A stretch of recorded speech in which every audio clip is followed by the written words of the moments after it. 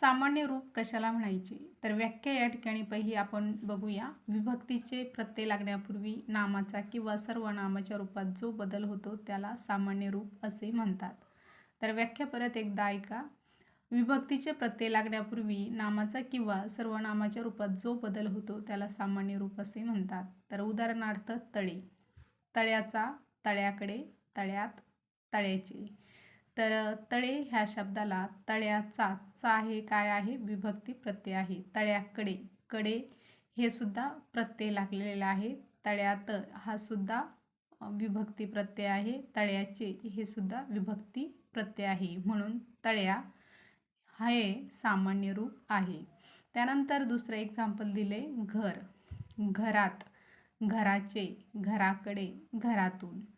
तर घरात त हे काय आहे? विभक्ती प्रत्यय. घराचे च हे विभक्ती प्रत्यय. घराकडे, तर कडे हे सुद्धा विभक्ती प्रत्यय आहे. घरातून हे सुद्धा विभक्ती प्रत्यय आहे. म्हणून घरा हे सामान्य रूप